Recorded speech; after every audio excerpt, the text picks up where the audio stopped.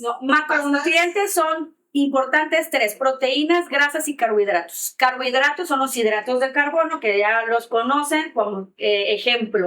Hay buenos y malos, ¿no? Porque también los catalogan así, pero en realidad el carbohidrato en general son todos los panes, el arroz, todos los alimentos que tengan fibra, que al final, ahí es un punto que vamos a tocar. Perfecto, pues cuéntale a la audiencia quién eres, a qué te dedicas y a qué tipo de mujeres ayudas en tu consulta. Bueno, pues antes que nada quiero agradecerle la invitación. La verdad, yo siempre estoy muy contenta de poder compartir mis conocimientos, todo lo que hago y bueno, sobre todo el apoyo que le doy a las mujeres en la etapa de perimenopausia y menopausia, entre otras, pero más que nada ahorita es mi enfoque porque yo soy nutrióloga especializada en salud hormonal femenina. Entonces es algo que pues a lo largo de estos años me he dedicado y he tratado de actualizarme día con día para poderles dar el mejor tratamiento y que sea pues obviamente siempre basado en evidencia. Les confieso que yo siempre había querido ya tener esta charla con Carla desde hace un rato, porque es muy importante la nutrición y la subestimamos. Sí. Y hace un rato que conozco este libro, La Revolución de la Glucosa. Es un libro que se ha hecho viral, es un libro fantástico. Y este libro llegó a mí después de que yo estaba buscando conocer mi glucosa a lo largo del día. Quería comprarme un glucómetro, pero encontré algo más interesante, el monitor continuo de la glucosa. Aquí lo tenemos. Y entonces, llegó este libro y ha sido sensacional porque no solamente es importante conocer tu glucosa en el ayuno, ¿no? No dice nada, no cuenta nada de la historia. Y bueno, aquí en este libro nos habla precisamente de cómo es importante cuidar la glucosa durante todo el día.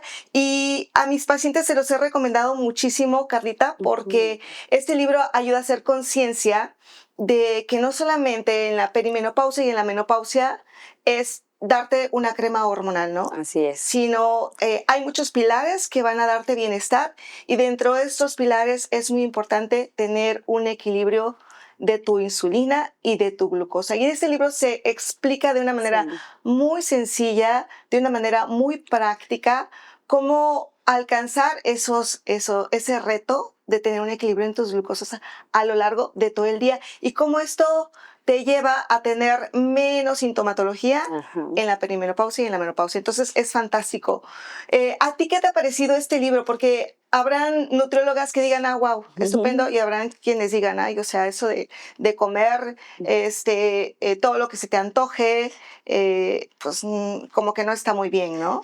Sí, primeramente, pues mira, la verdad es que el libro me gusta mucho porque da un enfoque más allá de un conteo de calorías, más allá del terror a los carbohidratos, que efectivamente sí hay que tener un buen control, porque pues al final pueden alterar la glucosa y la insulina. Sin embargo, es un nutriente súper importante para nuestra energía.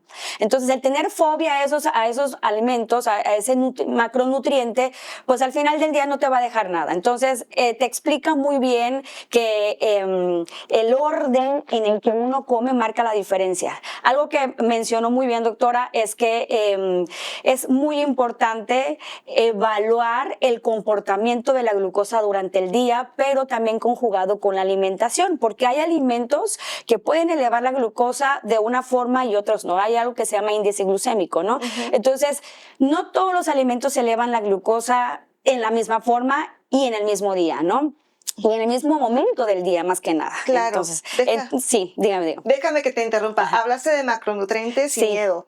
Entonces, y miedo, exacto. Esos macronutrientes para la audiencia, le podemos dar un ejemplo que son panes. No, macronutrientes pastas. Son importantes tres: proteínas, grasas y carbohidratos. Carbohidratos son los hidratos de carbono, que ya los conocen como ejemplo. Hay buenos y malos, ¿no? Porque también los catalogan así, pero en realidad el carbohidrato en general son todos los panes, el arroz, todos los alimentos que tengan fibra, que al final, ahí, ese es un punto que vamos a tocar, porque no es lo mismo comer un carbohidrato sin fibra a comer un carbohidrato con fibra, porque un carbohidrato sin fibra, el azúcar como tal, pues sí tiene mucha interacción con la insulina, sobre todo, y obviamente la glucosa. Pero un carbohidrato con fibra, por ejemplo, una manzana que tiene su glucosa o su fructosa y tiene su fibra, no va a tener el mismo impacto que una cucharada de miel, ¿no? El que es completamente sin fibra, porque al final, digamos que la fibra ayuda a que la absorción en el cuerpo se haga más lento. O sea, yo me como la manzana que tiene carbohidrato y tiene fibra y en el cuerpo se va absorbiendo más lento y entonces la producción de insulina no es tan rápida como si me como un dulce o me tomo un refresco embotellado, ¿no? Entonces, si yo hablo de macronutrientes, me refiero al nutriente como tal, carbohidrato, y en general podría ser, si hablamos de carbohidratos, pueden ser arroz, pan, tortilla, azúcares, fruta, ¿no? Y que se dividen, que eso también podríamos platicarlo pues más adelante, ¿no? Cómo los podemos dividir o cómo se pueden seleccionar ese tipo de carbohidratos. Pero los carbohidratos hay muchos, hay un montonal de carbohidratos. Entonces, hablando nada más con el tema de la fibra, ¿no? Que la elevación de la glucosa durante el día también depende del tipo de carbohidrato, del tipo de alimento que contiene carbohidrato que consuma uno. Bien, entonces si nos consumimos un carbohidrato sin fibra nos va a elevar la insulina y nos va a elevar también la glucosa. Así es. ¿Nos podrías explicar un poquito del caos, del daño que produce ese pico de glucosa a lo largo del día? ¿Cuáles van a ser los síntomas? Bueno, el caos celular, ¿no? Así es. Y también, cómo se manifiesta ese pico en el día a día. Exacto. Hay algo que me encanta, que también habla el libro, un punto súper importante es el tema de romper ayunos. El romper ayuno, por ejemplo, no es igual si lo rompo con proteína y fibra a que yo lo rompa con un carbohidrato, por ejemplo, un pan. Es súper común que mucha gente en la mañana se tome su cafecito, sus galletitas o su pan, ¿sí o no? Desayuno ligero. Yo desayuno ligero. No, pero es que es mi desayuno ligero, o sea, en realidad no es tanto lo que yo estoy consumiendo. Entonces, yo les digo, bueno, pero al final es un carbohidrato. ¿Y ese carbohidrato qué va a provocar en ese momento? Pues sí, me llena, porque en ese momento me tomo mi café y me tomo y me como mi pancito y entonces me provoca sensación de me siento satisfecha. ¿Qué pasa con este pan que es un carbohidrato simple? Porque al final no tiene fibra, ¿no? No tiene fibra, es un carbohidrato simple que no tiene fibra y pura es glucosa, ¿no? Azúcar. Bueno, va a haber un pico a las 2 horas y ese pico elevado, con el tiempo que va a pasar, pues uno va a empezar a sentir después más ansiedad, descontrol las hormonas, va a tener sensación de ansiedad y de querer comer otras cosas. Sobre todo en las mujeres de la menopausia, esto también al final elevaciones recurrentes de glucosa o de insulina aumentan también los síntomas de sofocos, por ejemplo, ¿no? Entonces, esto al final, pues, va a empeorar el tratamiento que va a tener esta paciente y, pues, obviamente no va a mejorar, ¿no? La ansiedad de querer comer más a rato, o comer muchas cosas dulces, por ejemplo, alteran esas hormonas de querer comer algo dulce en corto tiempo. A diferencia, si nosotros rompemos el ayuno con fibra y con proteína, esto no hace esos picos elevados, obviamente, nos mantiene con saciedad por más tiempo y al final algo bien importante, alimenta nuestra masa muscular, que eso también lo vamos a tocar más adelante, es un punto muy importante. El músculo ya hasta ahorita lo consideran como completamente órgano, o sea, endocrino, exactamente, porque controla tanto hormonas, tiene mucha interacción con las hormonas y sobre todo en la menopausia, que, bueno, pues ese es mi pan de cada día, todo el tiempo decirles la importancia de la masa muscular. Excelente. Y bueno, después de ese pico que viene, lo que le pasa a todas, ¿no? Que estamos en la oficina, en el trabajo y El quieres sueño. dos cosas a las 3, 4 de la tarde. ¿Quieres Dormir. una siestecita o el cafecito o Ujú. más carbohidrato para sentir esa energía momentánea es. nuevamente? Y ahí estamos en un ciclo. Un ciclo, vicioso, eso. ¿no? Por eso a las 3 de la tarde más o menos, después de un pico, la mayoría siente eso. Después de haber mal comido, ¿no? O sea, ese tipo de El alimentos. mal del puerco. El mal del puerco, es correcto, porque sobre todo si esa alimentación fue copiosa, llena de más de carbohidratos, porque al final, pues sí, se siente una sensación de bajón completamente y de ansiedad también. Claro. De hecho, una vez por ahí leí que el comer muchos carbohidratos durante el día también puede afectar más a la elevación de la grelina, que es una hormona en el estómago que se encarga de aumentar el apetito. Entonces, si nosotros consumimos más carbohidratos, al final vamos a elevar más eso, ¿no? La grelina. Y va a durar más tiempo durante el día. Sí, qué impresionante todo esto que tiene que ver con la nutrición, o sea, todo lo hormonal, todos los mecanismos internos, que nosotros nada más, pensamos, es nada más por peso que la doctora me dice que yo me cuide, ¿no? Así es. No, o sea, ¿por qué insiste en la consulta si yo vengo por una crema hormonal, que yo vaya con la nutrióloga y que de ahí va a tener el 80% del bienestar, ¿no? De lo que comemos. Carlita, cuéntanos un poco acerca de por qué estos temas no solamente son importantes para las mujeres diabéticas, porque la audiencia nos puede escuchar y decir, ay, yo no soy diabética, ¿para qué están hablando tanto de controlar los picos de glucosa, de medirse la glucosa, si yo no soy diabética, ¿no? Yo incluso estoy delgada, que se cuide fulana de tal, que nada más respira y engorda, ¿no? Pero yo como todo lo que pueda comer. Y no pasa nada. Y no pasa nada porque estoy delgada. Sí, al final, pues bueno, si estamos enfocándonos en nuestra población, que son las mujeres, en la etapa pues más hormonal de su vida, que es perimenopausia y menopausia. Yo siempre he dicho, la mujer tiene muchas etapas maravillosas en su vida, pero perimenopausia y la menopausia son las más fuertes, caóticas. Entonces, descontrola todo. Sí, claro. Bueno, sobre todo ellas, o sea, así es, yo siempre pienso que es tan simple.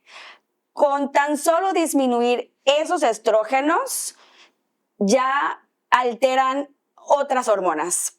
La resistencia a la insulina, por ejemplo, aunque las pacientes no tengan diabetes, no vivan con diabetes y están en ese proceso hormonal y metabólico, hay mucha probabilidad que no haya tanta sensibilidad a los hidratos de carbono, a los carbohidratos, a esos alimentos. ¿A qué es lo que voy? El punto es que si yo vengo comiendo muchos carbohidratos toda mi vida y no aumento el peso, entro a la perimenopausia y yo sigo comiendo igual los carbohidratos y no es lo mismo esa sensibilidad de 40 en adelante de 40 hacia atrás. O sea, no es lo mismo en mis 20s, en mis 30s, que yo me comiera 3 panes a los 40, 50, 60, ¿no? Bueno, ya. Pero la sensibilidad a los hidratos de carbono cambia completamente. La resistencia a la insulina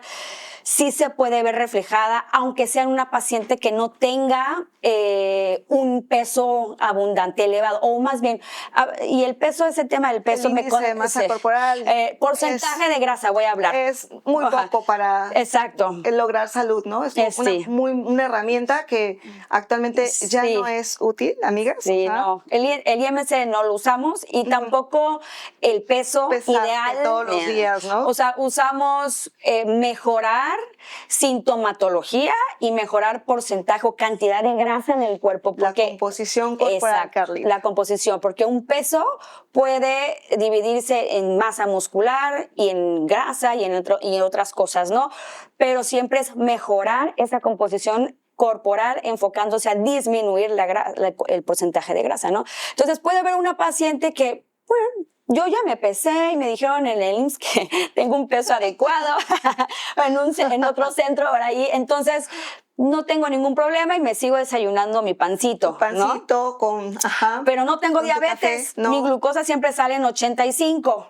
Pero no sabemos la sensibilidad de esa insulina, Sí, porque sí, sí. además tiene 45, 46, 48 años de edad, en donde ya hay descontroles. A lo mejor todas sus hormonas bien, pero hay cosillas ahí. Es que es un proceso Sí. de 15 años a lo Es mejor. correcto, sí. Entonces, esa sensibilidad ya no es igual. Por eso, parte de mi trabajo como nutrióloga es concientizar a las pacientes, educar, enseñar y decirles, miren, no odiemos a los carbohidratos, vamos a reconciliarnos con ellos y hay que tratar de tener una alimentación inteligente, controlada y saber elegir qué sí, qué no, qué carbohidratos, qué no, cuándo, a qué hora.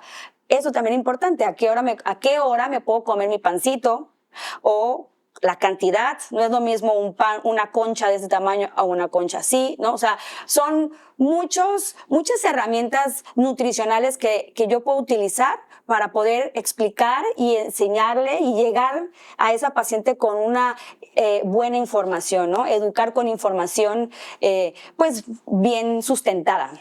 Perfecto, Carita, muy bien explicado. Las estadísticas y el mismo libro de la revolución de la glucosa nos dice que 9 de cada 10 personas van a tener esta resistencia a la insulina y no lo saben, ¿no? Sí. Sí, y es muy común en la consulta que... Sí. Sí, y les digo, te voy a pedir exámenes de glucosa, pero ya me lo pidieron hace un mes y salí muy bien. Pero bueno, es que una glucosa en ayuno, repito, no nos dice nada, ¿no? Tu cuerpo puede decirte, sabes que hay mucha glucosa, porque es muy inteligente el cuerpo, y lo manda a triglicéridos, lo manda a ácido úrico, esconde la grasa en otros lugares. Aparte, hay algo bien curioso, que bueno, a mí me pasa también muchas veces, no sé usted, doctora, que llegan los pacientes y me dicen, es que me he hecho todas las dietas, no he bajado, no sé por qué no bajo y curiosamente no se han hecho la insulina. Quiero comentar que la insulina provoca inflamación. Claro. Y se refleja en la disminución del metabolismo, ¿no? Del cuerpo. Entonces, evita en algunas ocasiones, yo creo que en la mayoría, que no bajen, que haya un estancamiento. Y como produce inflamación, a su vez hay retención de líquidos. Y entonces uno se pesa y no ve cambios porque ve en una báscula convencional el peso completo. Pero si nosotros nos utilizáramos un analizador de composición corporal, a lo mejor ahí sí podremos ver esos pequeños cambios. Sin embargo, teniendo la insulina alta, una hiperinsulinemia, muy difícilmente haya un cambio. Entonces, ¿qué es lo que yo hago? Les platico a las pacientes esta causa, el por qué no están bajando, porque pues antes de una consulta es importante ver, papelito habla, ¿no? Ver, ¿no? No hay un cambio porque tenemos una insulina de 30. Y entonces, eso es lo que está evitando ahí que haya un cambio. ¿Qué hay que hacer? Pues modificar eso. Es que en el día no desayuno, tengo ayunos prolongados y lo rompo con una galleta. Y ahí está el error. El panucho. Lo primero que encuentras. Así es. Entonces, ahí está el cambio, ahí está el problema. Hay que hacer cambios ahí. Sí. Y entonces le sumamos otra cosa importante que es un descontrol hormonal durísimo. No duermen. Y el no dormir es el descontrol hormonal, híjole, muy potente también. Lo que más te intoxica. Así es, no dormir. No hay hormona de crecimiento, no hay melatonina. Aumenta el cortisol. Entonces, un caos. Entonces, hay que enseñar a la paciente, antes de darle una dieta calculada, muy bonita, con sus macros y todo, enseñarle más allá de esa dieta tan estricta, ¿no? De que vienen de dietas muy estrictas y muy hipocalóricas. Por ejemplo, he tenido pacientes en la menopausia o perimenopausia con hipotiroidismo. Es muy clásico, muy común. Y con dietas muy restrictivas. está más que dicho que una paciente con hipotiroidismo, sea el cual sea, no puede tener una dieta súper estricta o keto, por ejemplo, ¿no? Que es sin carbohidratos. Entonces dice, oye, pero a ver, pero no que eso me ayuda a bajar de peso, sí, pero descontrola la T3, por ejemplo, una hormona tiroidea que se necesita precisamente para que la otra hormona, la T4, nos ayude. Son hormonas de la tiroides, muy, muy clásicas. Hay que tenerlas también ordenadas. Entonces, una dieta muy estricta descontrola otras hormonas. Entonces, por eso siempre les digo, es que es un equilibrio. Es completo. Ajá, es un correcto. círculo. Es un virtuoso o vicioso, dependiendo de lo que comamos. Así es. Entonces, hasta el momento, Carlita, aquí podemos integrar que lo que comemos desde que despertamos va a tener una relación directa cómo nos sentimos durante todo el día, Sí, ¿no? un impacto directo. Con ese cansancio, con esa fatiga de las 3, de las 4 de la tarde, aparte también con el sueño, con la calidad del sueño y con los despertares a las 3 de la mañana. Sí, a las 3 de la mañana. Cuéntame cómo lo que estoy cenando va a hacer que yo a las 3 de la mañana me despierte, pero es puntual. Es puntual, Sí. es puntual, se abres los ojos y... Sobre todo las de resistencia a la insulina. Ajá. El tener elevada la insulina, en hiperinsulinemia y comer muchos carbohidratos, muchos alimentos altos en azúcares y demás, pues al final me siento satisfecha en el momento, pero después tiene su proceso, su repercusión, ¿no? Sobre todo en la noche. Los carbohidratos y la resistencia a la insulina elevan una hormona muy famosa, todo el mundo la conoce ya, se llama cortisol, ¿sí? Y ese cortisol muy elevado provoca también despertares de la madrugada y sobre todo a las 3 de la mañana, que es muy curioso porque sí he tenido muchas pacientes y me encantaría hasta hacer algo de eso, porque la mayoría, no sé, 2:30, 2:50, 3, Ajá. 3:15, o sea, 3:25. Ajá, como que están en el mismo rango, ¿no? Y siempre les digo, la solución está aquí. Es esto, ¿no? O sea, es decir, hay que arreglar esta hormona para poder checar esta otra. Disminuyen o omiten, por ejemplo, el consumo de proteína en la noche, que también el consumo de proteína en la noche beneficia al descanso. ¿Por qué? Porque al final nos da un poco más de saciedad. Obviamente una proteína pues de alto valor biológico sin grasa. Ajá, no es lo magra, mismo, una proteína magra. Sí, una proteína magra. No es lo mismo pues un cirlón, ¿verdad? Lleno de grasa, ¿no? A que me cene a lo mejor un licuadito de proteína, un atuncito, ¿no? Huevito, claritas de huevo, pollo, ¿no? Ajá. Porque pues una tiene grasa y es muy pesada. Pues sí, esa se va a levantar a las 3 de la mañana, pero ¿por qué va a estar hasta aquí? ¿No? No es lo mismo a que tenga una cena alta en proteína que me va a dar saciedad, pero sin tanta elevación y descontrol hormonal, ¿no? Que también contribuye al descanso, pero bien calculadito ahí. Sí, perfecto. O eligiendo bien, más bien. El antojo de algo dulce, cuando estamos frente a la tele. Okay. Este antojo es emocional. Distractor. ¿Es emocional o falta de voluntad? ¿Qué es? Sí.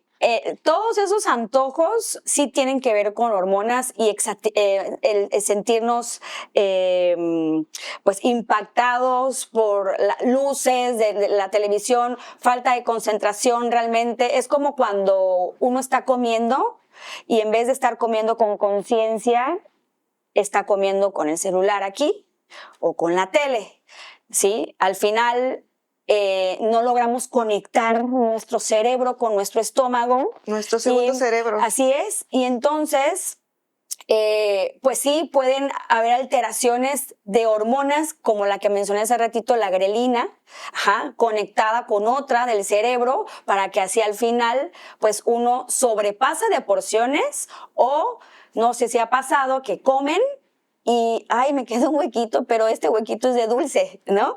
Porque al final, puede ser un descontrol ahí que hubo, no comí con conciencia realmente. No comí con conciencia y me quedo con ese huequito, pero curiosamente es dulce.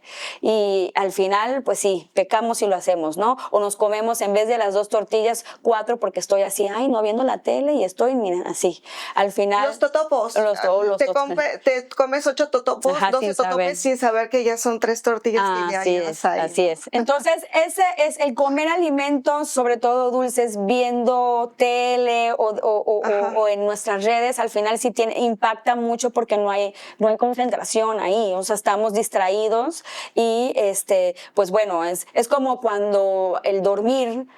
Antes de dormir no se recomienda ni ver televisión, ¿no? Porque es un distractor de hormona. ¿Cuál? La melatonina, por ejemplo. Sí, ¿no? sí. Y aparte el momento de comer debe ser un momento pacífico, Ajá, un momento en pacífico. donde le vas a dar la oportunidad a tu cuerpo de decirle estoy en paz, Ajá. que no se eleve el cortisol y entonces Así es. permita a tu estómago secretar el ácido clorhídrico y todas Sí. las enzimas digestivas Sí. que se necesitan para una buena digestión. Sí. Si no, por eso comes, hay pacientes que me dicen, pues ya ni agua puedo tomar porque también hasta el agua me distiende. Sí, Me cae mal, me arde el estómago, etcétera. Entonces, todo es hormonal. Sí. Algo súper común es que pues en esta vida andamos a prisas. Entonces llegamos a casa, comemos rapidísimo, de que me tengo que ir al trabajo, tengo que ir a dejar a los niños, esa prisa, ese estrés provoca elevación del cortisol. Y entonces esa elevación del cortisol, pues ya comí súper rápido, me llené súper rápido además y tengo elevadísimo el cortisol. ¿Qué me va a pasar después de eso? Que a las 2, 3 horas voy a querer algo dulce. Entonces ahí viene el pecar, ¿no? Después en la tarde, porque al final tuve esa elevación del cortisol por las prisas, por la desesperación, la ansiedad en la que vivimos, ¿no? Al final. La autora del libro propone que cuando te llegue el antojo, esperes unos 20 minutos. Dime cómo funciona esto, si realmente es efectivo. Bueno, no lo he puesto a prueba, pero lo que sí puedo decir, lo que sí puedo decir es que, y es algo que siempre les digo a las pacientes, es que hay mucha diferencia en el sentir antojo por algo a hambre. Hay que identificar realmente si es hambre emocional o hambre real. Y eso es un ejercicio que sí trabajo con los pacientes. Eso de los 20 minutos se me hace súper lógico porque al final, ¿cómo sabes si tu cuerpo realmente eso lo necesita y no es algo de una recompensa? Una recompensa o para tranquilizarme. Estoy muy estresada, ya me peleé, ya me no sé qué. Ay, pues un chocolate y entonces sientes calma. Ajá, eso. Para tu dopamina, ¿no? Exacto. Tu dopamina es correcto. Generalmente está relacionada con todo lo vicioso. Es correcto. Entonces, es súper importante que, ay, se me antoja un chocolate, no, es que quiero ese helado, quiero un helado. A ver, conciencia, alimentación consciente. O sea, hay que saber, a ver, ¿realmente lo necesito? ¿Por qué me siento así? ¿Por qué lo quiero? Porque probablemente tengo un problema, ¿no? Entonces ahí es cuando ya, no, la verdad es que no. Ya, voy a tomar agua y me como una jícama y listo, ¿no? Porque al final, pues sí, también estoy de acuerdo un poco en el que en ocasiones, no como premio, sino es parte del gusto de alguien, porque voy a lo mismo, no es lo mismo comerme el chocolate porque siento que lo necesito, es que a mí sí me gusta el chocolate y pues bueno, o sea, tampoco está mal que de repente me como un pedacito, ¿no? Pero que no lo usen como una recompensa, sino que lo usen como algo que también te gusta, como para la gente que toma una copita de vino. O sea, no hay que quitársela, o sea, se les gusta, pero con un control y no como una recompensa, sino como que es algo que también pueden tomar de vez en cuando esa copita de vino, por ejemplo, ¿no?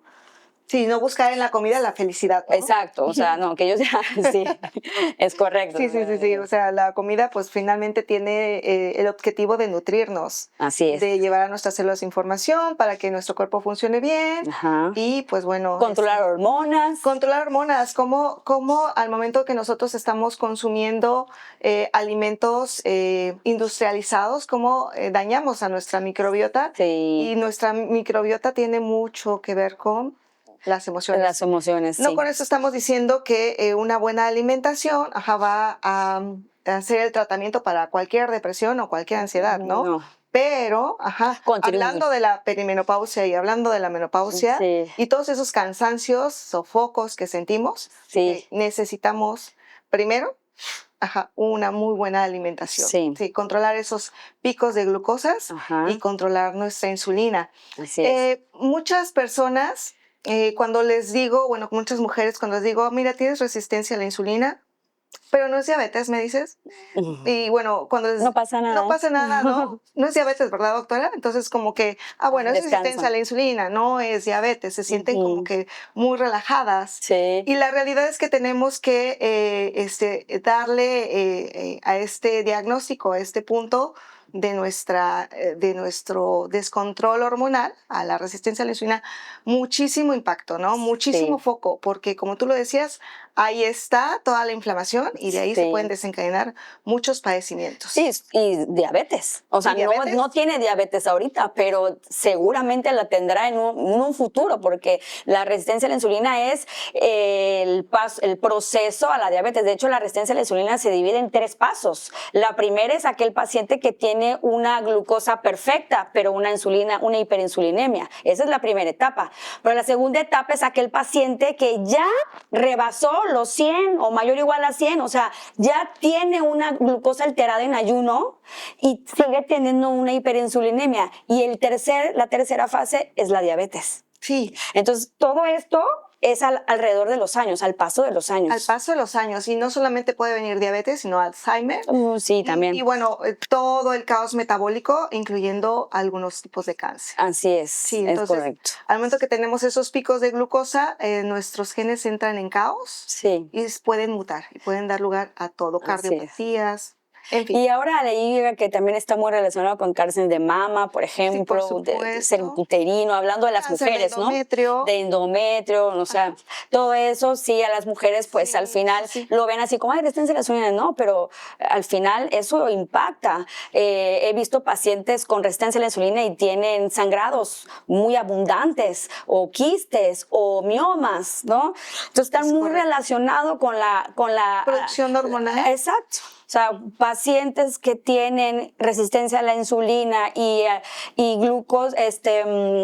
grasa acumulada abdominal y no saben por qué tienen tantos sangrados, pues ahí puede estar también la respuesta, ¿no? Eso pudiera estar provocando estos sangrados anormales que tienen, ¿no? Y algo también importante, no sé cómo vamos por ahí, del que ya quiero platicar del tema del ejercicio. Adelante. De las mujeres, porque siempre me dicen, solo dieta, ¿verdad? Y yo no. El tratamiento completo que va de la mano con trabajar con el equipo multidisciplinario, de la mano con ginecología, es la dieta, o más bien el plan de alimentación, el dormir bien y el ejercicio. O sea, o sí tienen que hacer ejercicio, ¿sí o no, doctora? Es correcto, es importante el ejercicio y en esta etapa de la menopausia y la perimenopausia, los maratones no son lo ideal. No son lo ideal.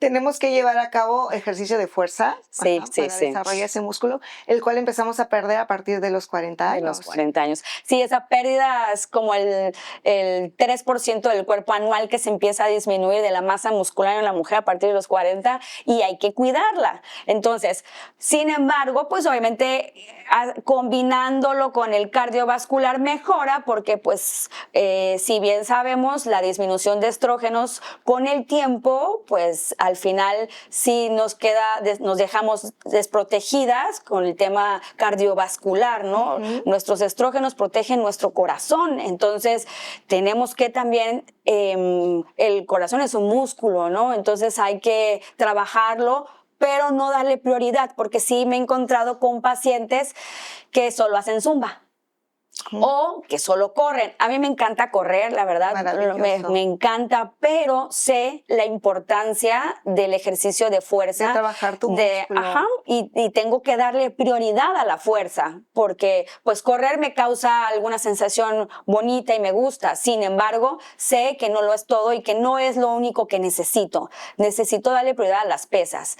El ejercicio de fuerza es muy importante en la menopausia, en la perimenopausia y en la menopausia, porque imagínense, miren qué bonito. Si nosotros levantamos más peso, ¿sí? Al final sentados gastamos más calorías. ¡Qué ¿no? maravilla! Aumentamos, ¿no? Ese gasto calórico. Y si aumentamos eso, vamos a disminuir la grasa. Y al disminuir la grasa, ¿qué cree que va a pasar? Va a mejorar la resistencia a la insulina. obviamente. Y al disminuir la resistencia a la insulina, disminuye en automático esa inflamación que hay. Y si disminuye la inflamación, nuestras hormonas todas van a empezar a regular padrísimo, nos vamos a empezar a sentir mejor, hay menos sofocos, menos síntomas, y al controlar todas esas hormonas, pues vamos a empezar también a dormir mejor, ¿no? Es una maravilla el músculo. Sí, dormir mejor. Y si dormimos mejor, tenemos más energía, y al tener más energía, vamos a entrenar. Porque eso es algo que yo veo mucho, es que no tengo energía para entrenar.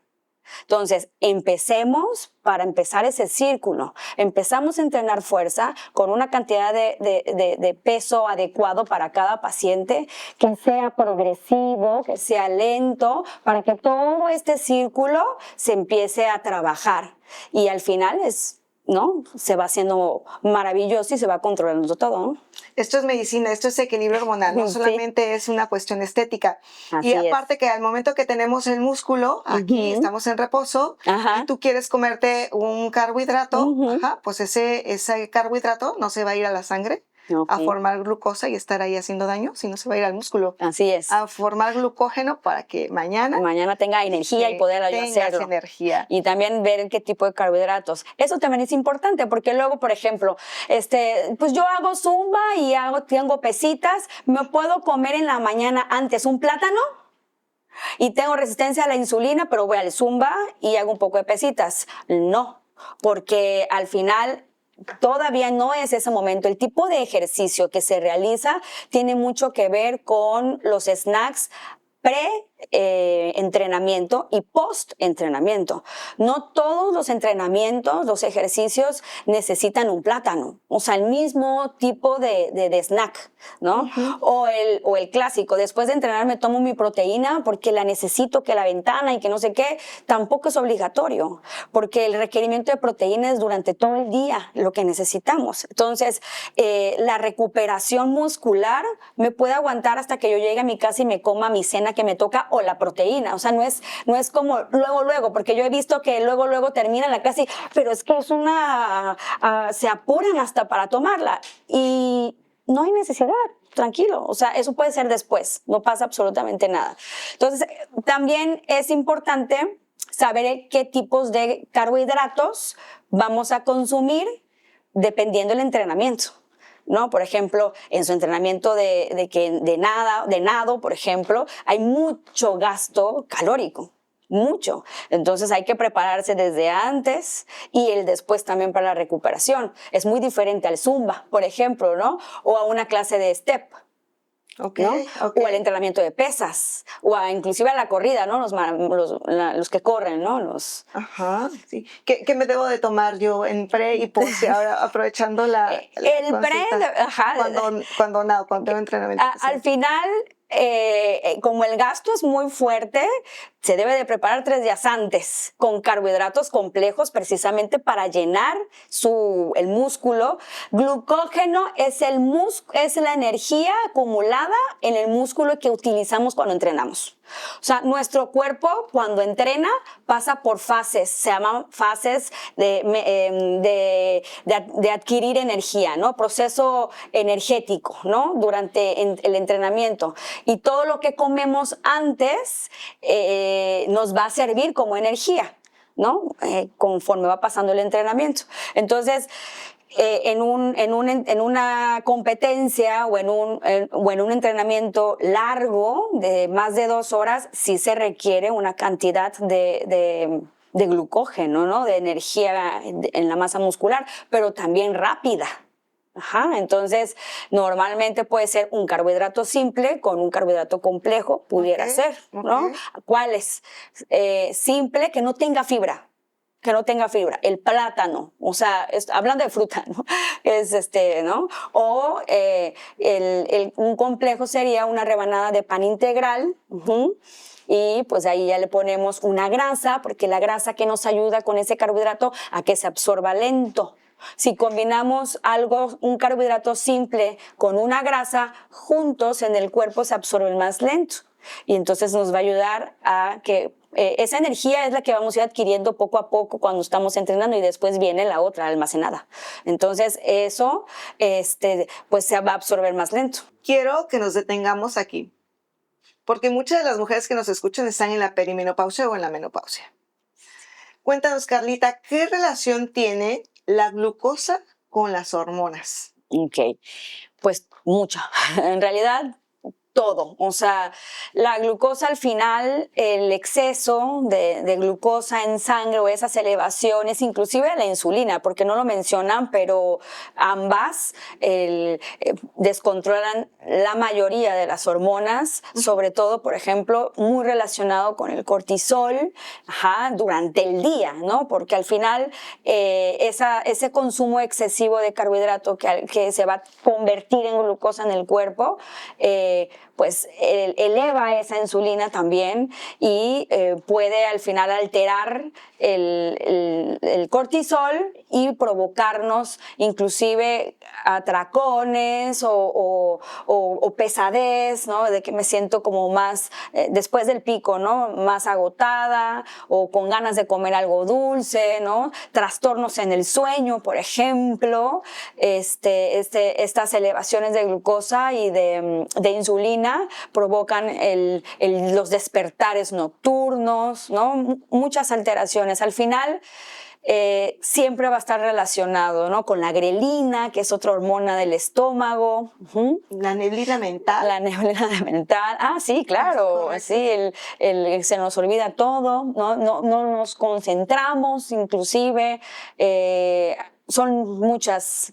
Sí o sí está muy relacionado. Y la inflamación de bajo grado que causa esta insulina hace que no haya una buena señalización, buena comunicación entre las células, o sea, haya desequilibrio hormonal. Sí, totalmente. El ovario no sabe qué hacer, no sabe que tiene que sacar un folículo, que hay que ovular, está perdida esa señalización. Sí.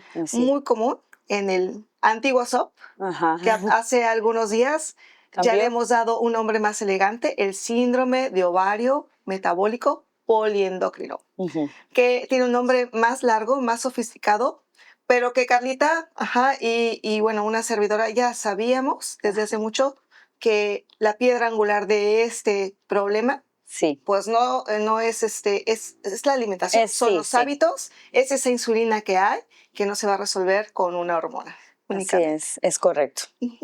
Y bueno, toda mujer con síndrome ovárico poliendocrino metabólico, pues tiene cierto grado de resistencia a la insulina, ¿cierto, Carlita? Sí. La mayoría tiene ese tema, además de que hay un tema en las hormonas de señalización, hay también un tema de aumento de grasa corporal, sobre todo en el área abdominal. Entonces, la acumulación de grasa abdominal provoca una resistencia a la insulina. Entonces, es un todo, porque luego me preguntan, a ver, ¿qué va primero? O sea, el síndrome ovárico, o la obesidad, o no. ¿Qué empezó? ¿Cómo empezó el problema? ¿No? Pues es que todo es un proceso de estilo de vida. O sea, puede ser que a lo mejor haya empezado con un tema de ovario, un tema de la señalización en los ovarios o algo por ahí, quistes, etcétera, que sí hay quistes en algunas y algunas no, y eso haya provocado que se alente el metabolismo, por ejemplo, no hay gasto calórico, no hay disminución de grasa corporal, pesadez, como ansiedad, y eso, exceso de carbohidratos, como exceso de carbohidratos sin actividad física, me provoca la elevación de la insulina. Claro, sí. Entonces, o al revés, esa persona que ya viene con una cantidad de grasa elevada, un porcentaje de grasa elevado,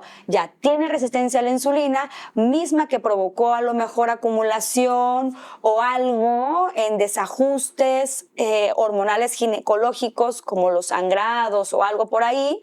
Y pues bueno, ya al final hay un diagnóstico. Por eso el nuevo nombre que se le da a este padecimiento pues es muy certero, porque no todas tienen quistes. Es un descontrol hormonal de insulina o testosterona, o solo de insulina y sí quistes y no. Sí, finalmente el ovario no es el culpable, sino es una víctima más de todos estos hábitos y de la resistencia a la insulina y de esta inflamación provocada por la resistencia a la insulina.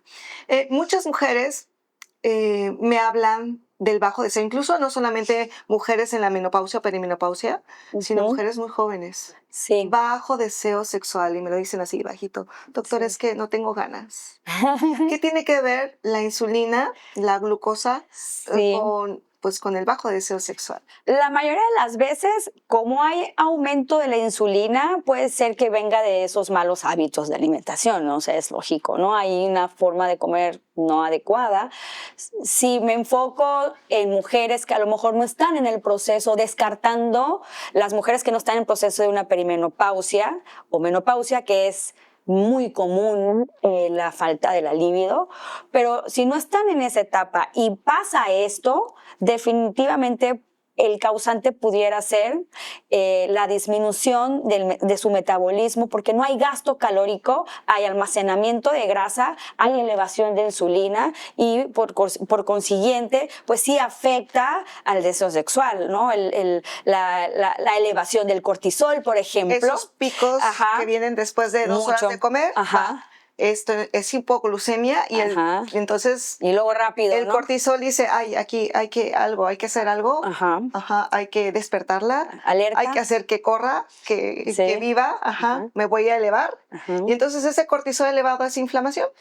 Y cuando tenemos el cortisol elevado, que es la hormona de supervivencia, pues no va a dar lugar a que tener hormonas del placer y la No. satisfacción. Entonces, Están ocupadas en la alerta. tu cuerpo dice, o sea, como para qué te doy hormonas de placer si tú estás en modo alerta. Así si tú es. tienes que salvarte Así es. de una circunstancia, pues que muchas veces pues no existe. Simplemente pues con todo nuestro caos Ajá. de vida, con todas nuestras preocupaciones, Ujú. con todo lo que nos inventamos acá, pues eleva el cortisol. Así es. Y no tenemos hormonas del placer. Del placer. Y si estamos en la etapa de la perimenopausia y menopausia, ahí sí pudiera cambiar un poquito. Digo que es una suma de todo, porque puede ser lo mismo. El estrés laboral, familiar, los hijos, ¿no? Todo un todo. La mala alimentación, la resistencia a la insulina, pero también un descontrol hormonal ginecológico que es muy clásico, no en todas, pero sí pasa. Y entonces ahí ya nada más clasificamos a las pacientes, ¿no? Pudiera ser por esto y no por esto, ¿no? O algo así, ¿no?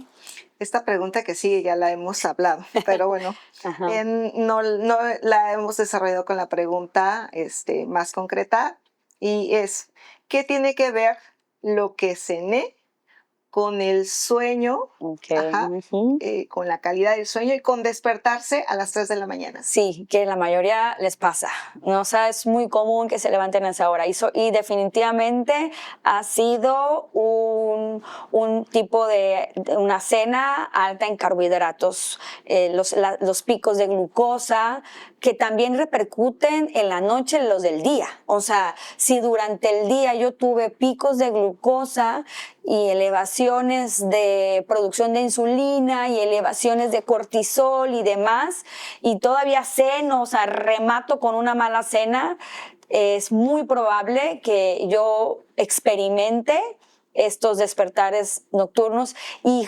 justo a las 3 de la mañana.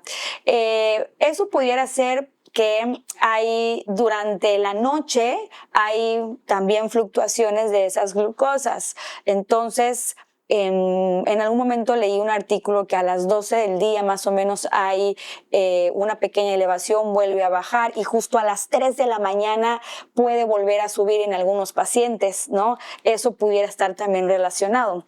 Pero al final todo se concluye en que es toda la forma en que nosotros comemos esos carbohidratos durante el día o mal comemos y esos picos, ¿no? que tenemos.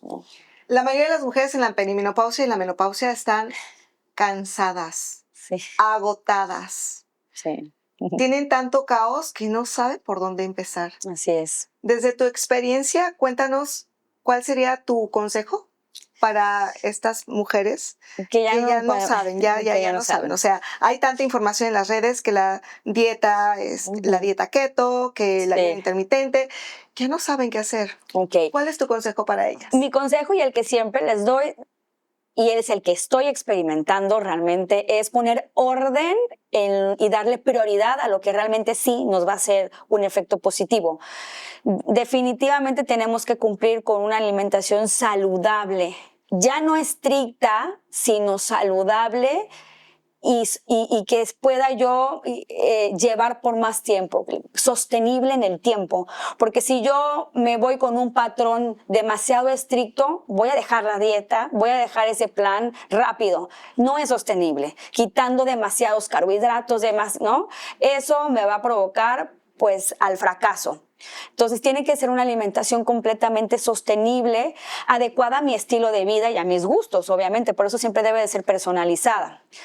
Segundo, definitivamente el ejercicio hay que hacerlo porque al final pues eso produce hormonas del bienestar y otras hormonas. O sea, hace ratito platicamos de la importancia del ejercicio de fuerza en la perimenopausia y menopausia. O sea, ya está vinculado metabólicamente y hormonalmente el músculo con todo este proceso, ¿no? Entonces, hacer ejercicio de fuerza combinado con un poco de cardio. Tengo una pregunta importante. ¿Cuánto tiempo después para una paciente que jamás en su vida ha ido al nutriólogo y ha tenido control de sus alimentos, en horario, en prepararlos? Todo eso es un caos, ¿no? Meterte a la cocina para muchas. ¿Cuánto tiempo después de estar contigo en un plan de alimentación recomiendas ya ir al gimnasio? Bueno, la verdad, desde el día 1, yo. ¿Por qué? ¿Qué les digo? Siempre les pregunto, ¿cuál es tu plan para involucrarte en el tema del ejercicio? No, pues que no tengo tiempo, no la puedo mandar al gimnasio, porque no tiene ese tiempo, no tiene ese hábito. Entonces siempre les digo, por lo menos 30 minutos en casa podemos hacer algo, una rutina. Ese es otro punto que también, y mal, porque muchas mujeres piensan que ir al gimnasio 2 horas es lo mejor, más no es mejor. Uno puede diseñar una rutina de entrenamiento efectiva en tan solo 35-40 minutos, efectiva. Y ya hay mucha evidencia científica, sobre todo en las mujeres con menopausia, que con tan solo 3 veces, de 2 a 3 veces a la semana de entrenamiento de fuerza efectivo, tiene buen impacto. Entonces, mi consejo siempre va a ser, bueno, más bien, yo les doy la rutina, o sea, les apoyo con la rutina, les diseño una rutina, se las doy y les digo, este mes vamos a trabajar con esta rutina, leve, principiantes, sin exagerar, 3 veces a la semana, relájate, es el momento tuyo, elige el mejor momento, no, es que elígelo. No necesitamos estar 30 horas haciendo ejercicio, hazlo. Y después del mes, regresan y, wow, me encantó, me quiero meter, vienen motivadas. Me quiero meter al gimnasio, ¿será que sí pueda? Adelante. Muy bien. Directo a las pesas, o sea, directo. No hay que esperar a bajar 20 kilos para meternos a las pesas. Desde el día 1 hay que entrenar fuerza, pero adaptándolo al estilo de vida. El otro punto que también es importante, que ya dijimos, alimentación, ejercicio, es el descanso. Para esas mujeres que siempre estamos así cansadas, ¿no? En la etapa de la perimenopausia y menopausia, el descanso mejora mucho a las hormonas, nos da energía para poder entrenar, ¿no? Entonces, ese descansar. Y algo que también no hemos tocado, que siempre insisto, es la suplementación. Sí es básica, sí es importante, no es elección, sí hay que hacerla. ¿Por qué? Porque ayuda a este proceso, pero la diferencia es que debe de ser personalizada. Correcto. Y saber cuál sí y cuál no, porque no todas se les da la misma suplementación, porque puedo tener una mujer en perimenopausia, les doy de cajón omega 3, por ejemplo, magnesio para que descansen, vitamina D, si es que tienen deficiencia, si no hay necesidad, bueno. Pero a lo mejor esa mujer no tiene resistencia a la insulina, no tengo por qué darle inositol. A lo mejor está muy bien y no hay, pero a lo mejor y sí le damos inositol. O sea, no a todas se les da lo mismo. Entonces, hay que saber y preguntar al profesional de salud, a la doctora o a mí, que siempre estamos trabajando igual, ¿no? Muy parecido. Muy parecido, sí. Y de la mano, porque sí es importante la suplementación. Y con respecto a los suplementos, elegir suplementos de buena calidad. Sí. Con respecto al omega 3, hay que considerar que no nos haga más daño del que ya tenemos, que no nos inflame más. Hay que suplementarnos con un omega 3 que tenga, que esté libre de metales pesados, de mercurio, de plomo, de polifenoles, Sí. Volvemos a empezar. Sí, no, pero Hablando de la suplementación, es muy importante consumir un omega 3 que esté libre de metales pesados, que esté libre de mercurio, de plomo y también esté libre de los PVCs, que son los contaminantes más comunes en el mar. Entonces debemos elegir un omega 3 que no nos inflame más, que no nos haga más daño. así, de buena calidad De muy buena calidad. y concentración. Sí, es correcto. Y con respecto a la vitamina D, Ujú. prácticamente todos estamos en deficiencia Sí, o la en mayoría. insuficiencia. Aunque tenemos mucho sol en Tabasco, ya no nos asoleamos lo que debemos asolearnos. Y aparte también nuestra microbiota ha cambiado. Entonces ya no hay aquella bacteria especializada en que tú consumes el huevo y te asoleas y que esta bacteria produzca vitamina D, ya no la hay. Entonces hay que consumirla, suplementarla prácticamente todos. Y muy importante, que tu vitamina D venga con vitamina K2, porque si no, el hueso, pues no va a recibir ese calcio, sino ese calcio se va a ir a donde se le dé la gana, a órganos donde pueda hacer daños, como las arterias, que ya en la menopausia de por sí tenemos ese daño encima con la falta de estrógenos, y también, puede irse a los riñones a formar piedritas. Así es. Bien. Bueno, entonces concluimos con esta pregunta que para mí es muy valiosa, el tema de el cansancio, el por qué una mujer en menopausia o perimenopausia se siente de esa forma. Bueno, son mis puntos más importantes, ¿no? Y que siempre debemos que saber si los cumplimos o no. Dieta, ejercicio, bueno, plan de alimentación saludable, porque dieta es lo que comamos diario, puede ser una dieta mal, una alimentación sana, ¿no? Vigilada, porque pues luego vemos ahí en internet, le preguntamos a ChatGPT y esas cosas que no son valiosas, porque al final el conocimiento de un profesional, nosotros nos preparamos y nos actualizamos constantemente para poder llegar a esas pacientes y darles un tratamiento efectivo y personalizado, ¿no? El ejercicio, que debe ser un ejercicio eficiente, trabajado, estructurado completamente, bien hecho, fuerza y un poco de cardio, el descansar con suplementación si es posible, si no, al final, pues si la paciente duerme bien, no hay necesidad, ¿no? de suplementarla, por eso comentaba, ¿no? Y el otro, la suplementación, o sea, si realmente la paciente lo necesita o no, por eso toda suplementación debe de ser individualizada, ¿no? Para saber cuál sí y cuál no. Vamos a hablar ahora de unos tips que me ha encantado, que vienen en el libro. Uno de estos tips tiene que ver con que no te consumas un carbohidrato desnuda. Les explico a las pacientes, o sea, no es que no te consumas, no es que andes por ahí comiéndote la manzana, ¿no? Sino no te consumas el carbohidrato desnudo. Es decir, que no te comas solamente una manzana como colación, sino que la acompañes de grasa, por ejemplo, o proteína. Eso es algo súper importante porque al final tiene mucho que ver con la absorción de ese carbohidrato y de el efecto que tiene en directo en la insulina o en la glucosa, ¿no? No es lo mismo comernos un plátano alto en fructosa con un índice glucémico elevado. El índice glucémico es la capacidad que tienen ciertos alimentos en elevar la glucosa o ese tema, ¿no? de la elevación. Entonces, no es lo mismo un carbohidrato o un alimento sin fibra, o con grasa, a solito, ¿no? Por ejemplo, la manzana con todo y su fibra es mucho mejor comerla así a pelarla. Y todavía mejor esa manzana con una grasa saludable, que en este caso a lo mejor pudieran ser unas 3 nueces, ¿no? Por ejemplo. El pan integral, que todo el mundo le tiene terror, bueno, no es lo mismo comerlo así solito, a ponerle una cucharada a lo mejor de crema de cacahuate con cacahuate, o sea, puro cacahuate, no azúcar, porque luego hay unas cremas de cacahuate llenas de azúcar. No, que tengan solo cacahuate. Esa es una grasa. Entonces, al final, la absorción de ese pan va a ser más lenta, por ejemplo. Sí, perfecto, ¿no? Y el orden de los alimentos, ¿no? Sí, a la comida. O sea, ya hablamos de que hay que romper el ayuno con una fibra. Así es. Pero también proteína. al momento, con proteína. Fibra y proteína. Fibra y proteína, sí. Pero al momento también de la hora de la comida. Sí, de comer. Por ejemplo, hay un restaurante donde venden un pancito muy rico, y te lo ponen en la mesa, bueno, casi en todos los restaurantes. Sí. Con aceite. Sí. Pero también venden ensaladas y también venden pastas. Entonces, está mal primero comerte el pancito, ¿no? Sí. Primero es la fibra, aunque sea la hora de la comida, aunque sea la hora de la cena.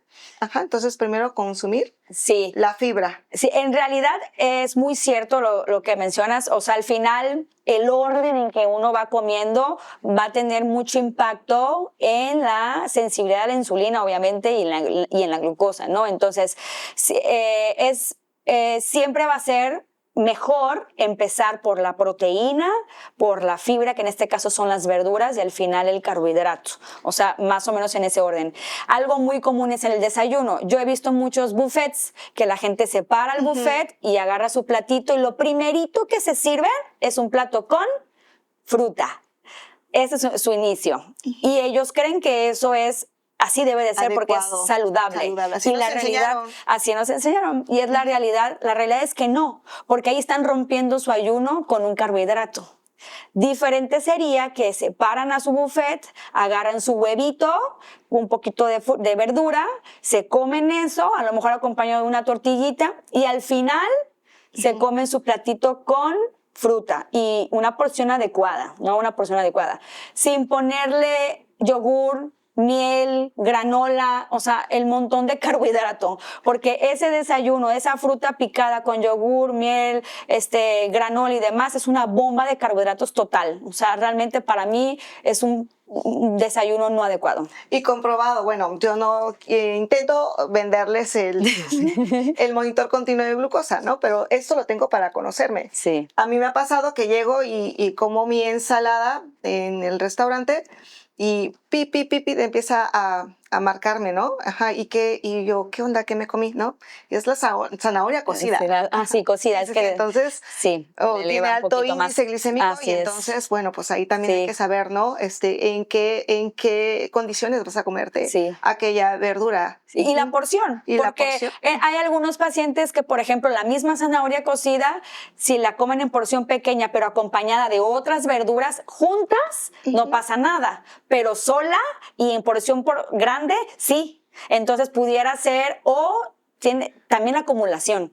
Durante todo el día, esa acumulación de carbohidratos pudo haber impactado tal vez, ¿no? Claro. O sea, va a depender mucho ahí. O el estrés, ¿no? Si vienes y o estás el estrés, o el comer rápido. Prisa, pues, el comer rápido también afecta.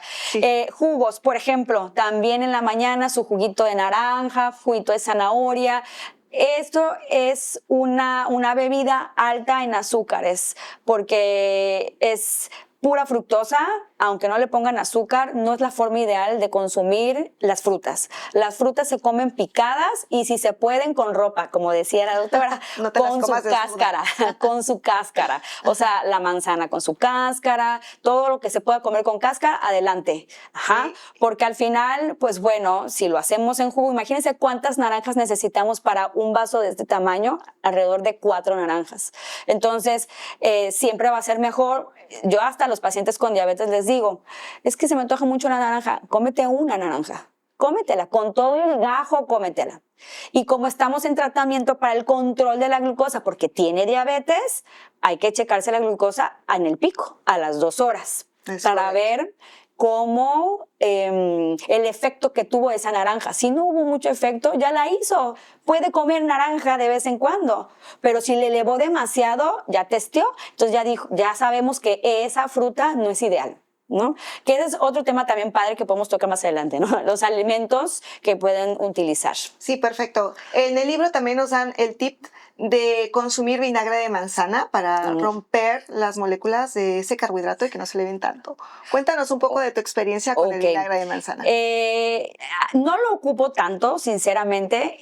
En algunos pacientes sí se los he enviado, pero al final sí contribuye un poco a regular el tema de los picos de la insulina, de la glucosa. Sin embargo, pues bueno, creo que sí se puede utilizar en ciertos pacientes o en algunos pacientes que a lo mejor no tengan tanto problema con su microbiota, por ejemplo, porque si tienen algún tema gastrointestinal, ¿no? O el esmalte, al final o les da colitis, ardor y bueno, va a ser peor para su microbiota. Pero si el paciente por eso siempre comento, esto es personalizado, o sea, no todo lo que vemos lo podemos usar. Entonces, sí es bueno, sí se puede utilizar en ciertos pacientes y hay que identificar con quiénes y sobre todo utilizarlo no para bajar de peso, porque mucha gente lo usa para bajar de peso. El vinagre no baja de peso, es el déficit calórico, no el vinagre per se. O sea, no solo el vinagre. Entonces, pero sí tiene ese efecto a lo mejor en el pico de la glucosa a las 2 horas más adelante. Perfecto.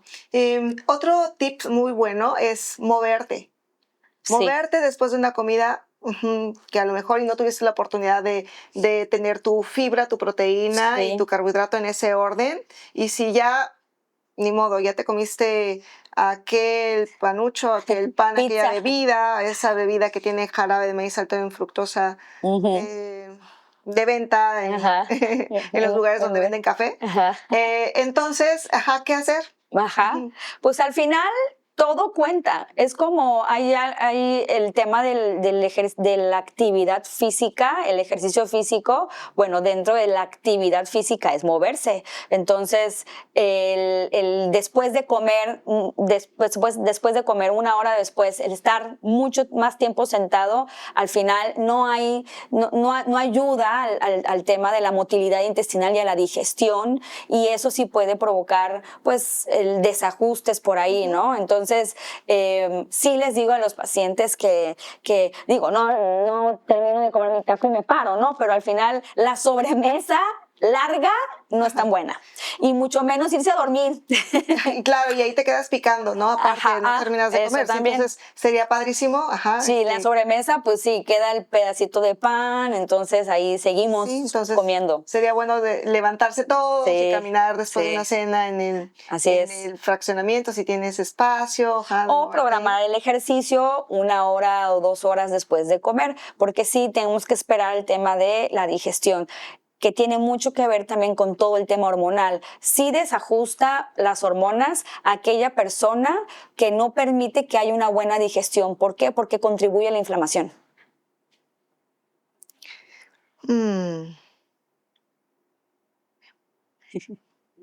Estoy aquí. Perfecto, mira. Vamos a hablar un poco del efecto de la insulina, ¿no? Al momento que se eleva la insulina, hay un efecto injusto. O sea, porque estás comiendo algo alto en glucosa y lo que sigue es que se te antoje más glucosa, ¿no? Sí. Entonces, este efecto hormonal, es en donde tiene mucho que ver nuestro cerebro y nuestra programación. Es realmente injusto porque una persona que ya tiene obesidad, al momento que está comiendo, o sea, se vuelve muchísimo más obeso, ¿no? Por todo lo que está consumiendo. Sí, y además que pues altera ciertas hormonas, ¿no? Como la grelina, que es la que comentaba hace ratito, no termina de disminuir, entonces obviamente no hay sensación de llenadez, o sea, no hay un tope por ahí, entonces al rato se me antoja comer algo dulce, el postrecito, pero eso viene desde atrás, porque también viene desde que comí rápido, estresada, tengo elevado el cortisol, entonces esa elevación al final me está ocasionando que se me antojen cosas dulces, ¿no? Que me alteren hormonas. Es correcto, y es ya una programación, no es que tengas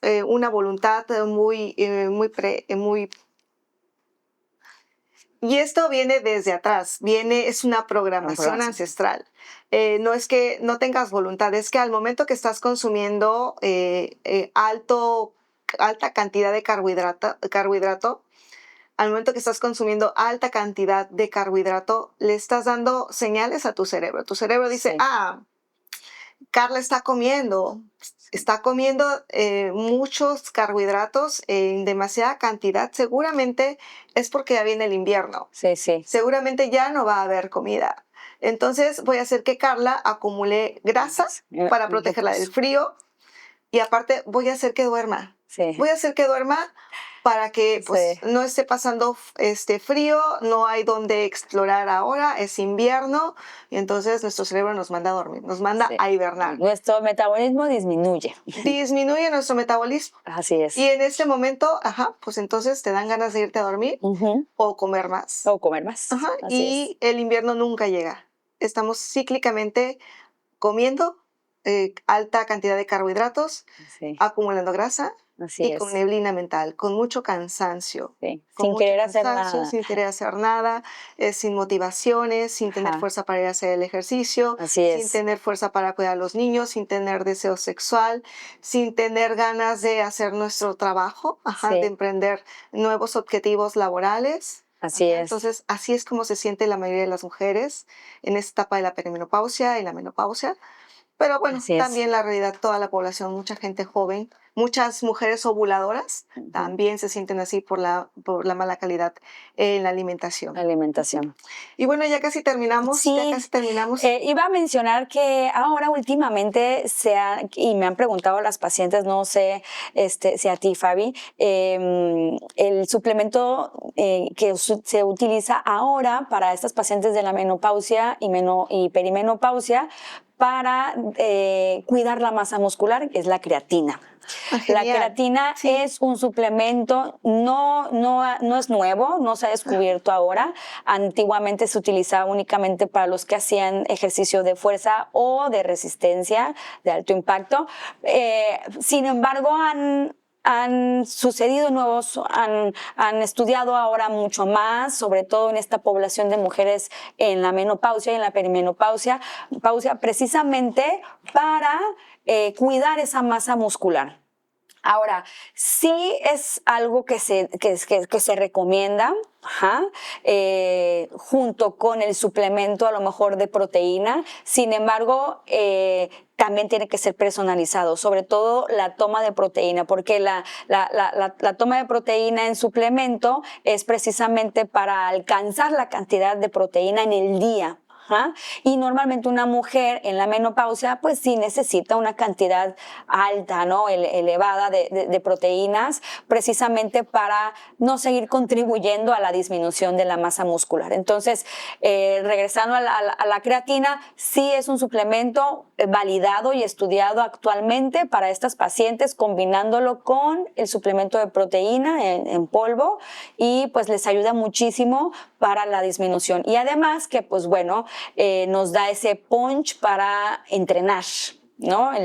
La creatina. Sí, aparte también se ha visto que la creatina tiene un impacto favorable en todo nuestro desarrollo, en todas nuestras habilidades cognitivas. Nos ayuda a tener mejor memoria, nos ayuda a tener mejores capacidades cognitivas, entonces altamente recomendable. Por supuesto, siempre hay que personalizar esa suplementación. Así es. Y bueno, ya estamos por finalizar.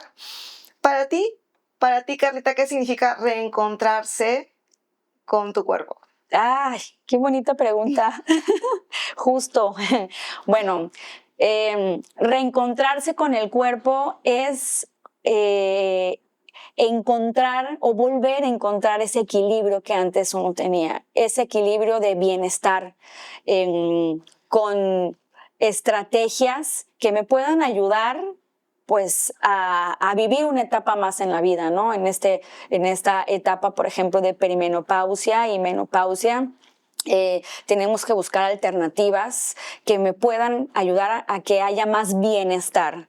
Entonces, reencontrarse en esa parte es buscar un equilibrio, tanto en mi alimentación, mi ejercicio, mi suplementación, para que todo vuelva a ser como, pues quizás no como antes, porque nosotros mutamos todo el tiempo, pero al final puede ser lo más cercano a como antes nosotras éramos, sin embargo, en otra etapa y buscando técnicas que pudieran contribuir a encontrar ese bienestar y vivir mejor esa perimenopausia y menopausia.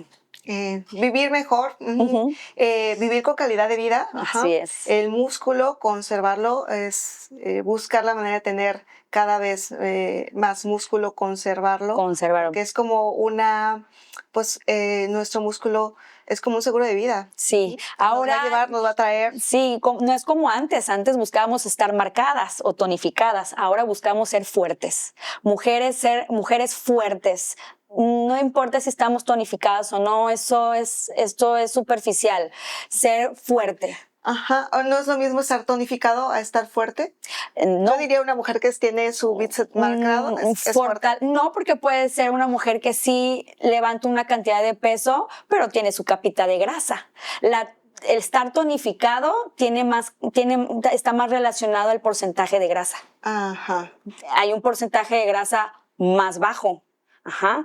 Y la fuerza, en realidad, al final, pues bueno, una mujer fuerte, voy a poner el ejemplo de una mujer de 55 años, una mujer que hace ejercicios puede sin problema levantar una caja. Sin problema subir unas escaleras bien, levantar sus bolsas del súper. Está fuerte, o sea, tiene fortaleza. No está tonificada porque tiene su grasita, pero hay fuerza. Sí. Entonces hay que buscar la fuerza, quizás para tener una mejor calidad de vida en el futuro. Nuestra edad media de vida son 80 años. Así es. Entonces tenemos que vivir esta etapa. Así es. Sin el bastón, sin el pañal. Así. Tenemos que vivir esta etapa con fuerza, como lo acabas de mencionar, y lo más autosuficientes e independientes que podamos. Así es. Con buena memoria. Sí. Pues muchas gracias, Carlita. Muchas gracias a ustedes por compartir este espacio.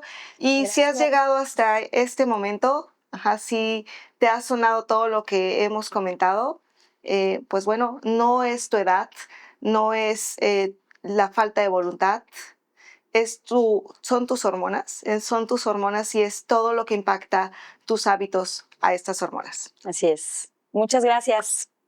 Que el bienestar llegue a ustedes y pues bueno, con mucho gusto los espero en mi consultorio y en el consultorio de la doctora.